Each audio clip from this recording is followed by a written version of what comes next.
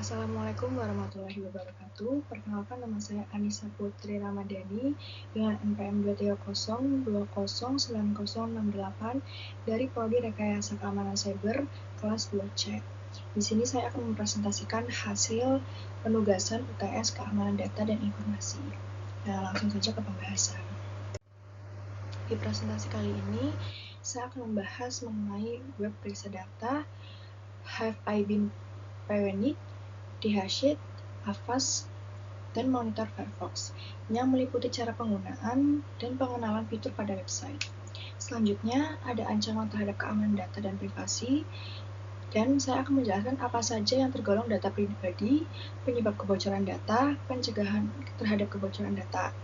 Selanjutnya, saya akan menjelaskan mengenai contoh kasus kebocoran data yang pernah terjadi. Nah, untuk cara penggunaan website periksa data, Anda hanya perlu memasukkan alamat email di halaman utama, lalu klik periksa sekarang dan tunggu hasil, karena situs ini akan memproses informasi dan memberitahu apakah data Anda telah bocor atau tidak. Nah, fitur pada website. Yang pertama, mencari kebocoran data pribadi. Situs ini akan memberi informasi di mana letak kebocoran data tersebut terjadi. Yang kedua, informasi yang detail. Situs ini akan memberikan informasi tentang apakah data pribadi Anda telah bocor atau tidak. Jika bocor, situs ini akan memberitahu jumlah dan rinciannya. Jika aman, situs juga akan memberitahu dan menginformasikannya.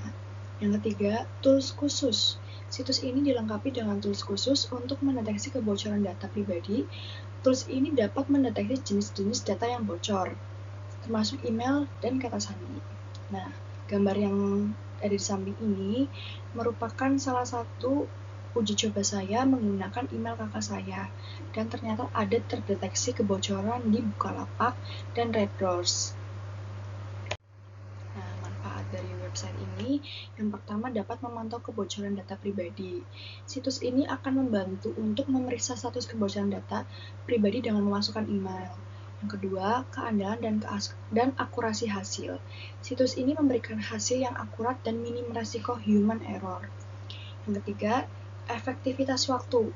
Pada pengerjaan, situs ini dapat mempersingkat waktu pengerjaannya. Yang keempat, deteksi anomali dan resiko fraud. Situs ini dapat mendeteksi anomali dan resiko fraud yang menggunakan data identitas palsu. Selanjutnya ada Have I Been Panicked. Nah, cara penggunaannya sama seperti periksa data sebelumnya. Kita memasukkan alamat email yang akan diperiksa, lalu klik tombol Panicked untuk memulai pencarian. Selanjutnya kita akan menunggu hasil karena situs ini akan mencari apakah alamat email kita terlibat dalam pelanggaran atau tidak. Jika ada hasil, kalian akan melihat daftar pelanggaran di mana email Anda mungkin telah terpapar. Selanjutnya, jika email Anda terdaftar dalam pelanggaran, disarankan untuk mengubah kata sandi untuk akun terkait dan mempertimbangkan untuk penggunaan pengelola kata sandi untuk menghasilkan dan menyimpan kata sandi yang kuat dan unik. Jika tidak ada hasil, itu berarti alamat email Anda tidak terlibat dan dalam pelanggaran yang terdaftar. Nah, manfaat dari Have I Been Panicked ini, yang pertama, deteksi kebocoran. Website ini memungkinkan pengguna untuk memeriksa apakah alamat email atau username mereka telah terlibat dalam kebocoran data. Yang kedua, pemberitahuan kebocoran masa depan. Nah, jadi pengguna dapat mendaftar untuk menerima pemberitahuan jika alamat email mereka muncul dalam kebocoran data di masa depan. Selanjutnya, perlindungan reputasi online. Dengan rutin memeriksa apakah data bocor, pengguna dapat menjaga reputasi online mereka dan menghindari penyalahgunaan informasi oleh pihak yang tidak bertanggung jawab. Selanjutnya, fitur apa aja sih yang ada di Have I Been Panicked ini? Nah, fitur utama pada Have I Been Panicked ini meliputi pencarian spesifik, di mana pengguna dapat memasukkan alamat email untuk memeriksa apakah data mereka telah dikompromikan dalam kebocoran data dengan hasil yang mencakup daftar kebocoran terkait. Selain itu, situs ini menyediakan rincian kebocoran data, termasuk latar belakang dan jenis data yang terlibat. Pengguna juga dapat mendaftar untuk layanan Notify Me yang memberikan pemberitahuan melalui email jika informasi mereka ditemukan dalam kebocoran baru. Website ini juga secara otomatis menambahkan kebocoran baru ke basis datanya menggunakan sistem pemantauan, serta menawarkan integrasi dengan alat lain seperti manajer kata sandi, OnePassword. Nah, terakhir, website ini menyediakan API integration yang memungkinkan pengguna untuk mencari apakah email atau kata sandi mereka telah bocor, dan membantu dalam pengelolaan keamanan akun. Selanjutnya ada Dehashit, di mana cara penggunaannya itu sama seperti yang sebelum-sebelumnya, cuman di sini kita harus mendaftar akun dulu sebelum melakukan proses pengecekan. Nah, proses pendaftaran ini biasanya memerlukan alamat email dan informasi dasar lainnya. Setelah mendaftar akun, kita harus memasukkan salah satu dari informasi berikut ke dalam kolom pencarian. Nah, informasinya itu seperti email, username, alamat IP, nama, dan nomor telepon. Setelah itu, kita klik search untuk melakukan pencarian. Nah, setelah itu kita menunggu hasil. Dehashit akan memproses permintaan Anda dan memberikan hasil apakah data Anda telah bocor atau tidak. Nah, manfaat dari Dehashit sendiri, yang pertama, fitur pencarian yang spesifik. Website ini memiliki fitur pencarian yang lebih spesifik daripada layanan lain-lainnya seperti yang tadi saya sebutkan tadi. Fitur ini memungkinkan pengguna mencari kebocoran data dari berbagai jenis informasi termasuk nama, alamat email, alamat telepon, dan domain website. Yang kedua, mengidentifikasi kejahatan identitas. Layanan ini membantu investigasi kejahatan identitas dengan menggunakan dataset intelijen cyber Dehashit untuk mengidentifikasi potensi kejahatan identitas. Yang ketiga, integrasi yang kuat. Website ini memungkinkan penggunanya untuk mengakses dataset programatis untuk digunakan dalam aplikasi sendiri dengan API yang kaya fiturnya. API ini memiliki waktu respon yang sangat singkat. Nah, gambar di samping adalah salah satu uji coba saya menggunakan email pribadi saya, namun ketika dicek, ternyata tidak ada kebocoran data yang ada di Dehashit ini. Nah, fitur Dehashit ini memiliki fitur utama yang menjadikan alat penting dalam keamanan data. Yang pertama, pencarian spesifik memungkinkan pengguna untuk mencari kebocoran data berdasarkan nama, alamat, email, nomor telepon, dan domain, memberikan hasil yang lebih akurat dibandingkan dengan platform lain. Yang kedua, monitoring aktivitas peretas secara real-time, membantu mencegah serangan akun dengan memantau penggunaan kredensial yang telah dibocorkan. Selain itu, website ini menawarkan kemampuan untuk menghapus data pribadi yang ditemukan di internet, serta integrasi yang kuat melalui API yang memungkinkan pengguna untuk melakukan query dataset secara programatik. Nah, terakhir, fitur ini memberikan keamanan identitas, membantu dalam investigasi penipuan identitas dengan memanfaatkan dataset intelijen cyber yang luas. Nah, selanjutnya ada Avast. Nah, sama juga seperti yang sebelum-sebelumnya dengan menggunakan email. Lalu klik cek sekarang untuk memulai proses pencarian dan tunggu hasil pencarian, karena situs ini akan memeriksa kebocoran data pribadi yang terkait dengan email tersebut. Nah, analisis hasilnya, setelah proses selesai, kita dapat laporan mengenai status keamanan email Anda. Jika ada kebocoran, Avast akan memberita lebih lanjut tentang kebocoran tersebut. Nah, manfaat Avast sendiri, yang pertama ada deteksi kebocoran data pribadi. Nah, pengecekan real-time Avast Hack Check ini dapat langsung memeriksa apakah alamat email Anda telah terdaftar dalam database kebocoran data yang dikumpulkan oleh Avast. Yang kedua, informasi yang detail. Laporan kebocoran data. Sistem ini memberikan laporan detail mengenai kebocoran data pribadi yang terkait dengan alamat email Anda, termasuk kemungkinan aksi kriminal yang mungkin dilakukan oleh peretas. Yang ketiga, perlindungan continue monitoring feature lags.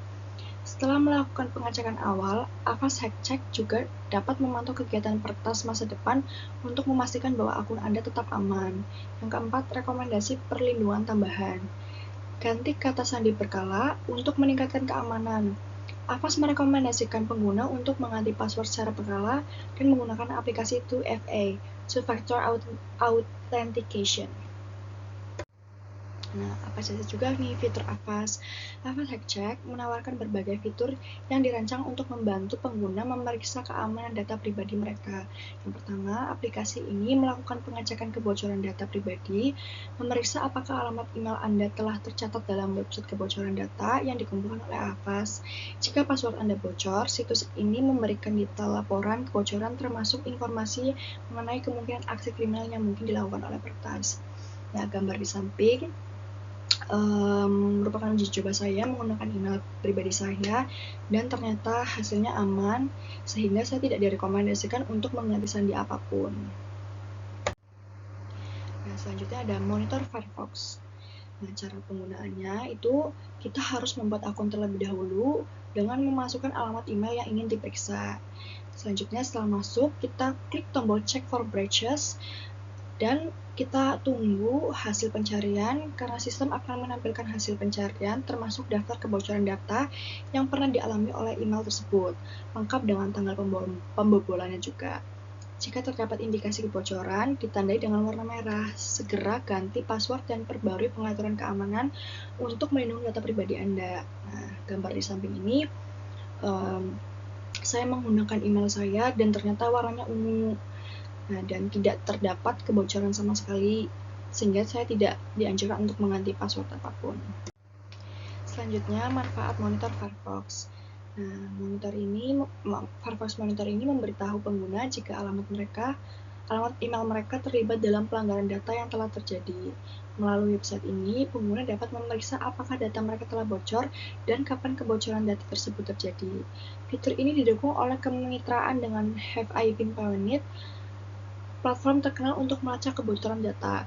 Setelah memeriksa kebocoran, website ini juga memberikan saran tentang cara meningkatkan keamanan akun, seperti membuat kata sandi yang kuat dan unik untuk setiap layanan online.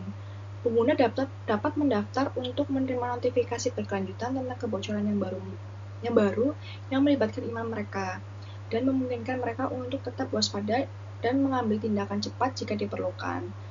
Proses pengecekan sangat sederhana, pengguna hanya perlu memasukkan alamat email dan klik periksa pelanggaran data untuk mengetahui status keamanan data mereka.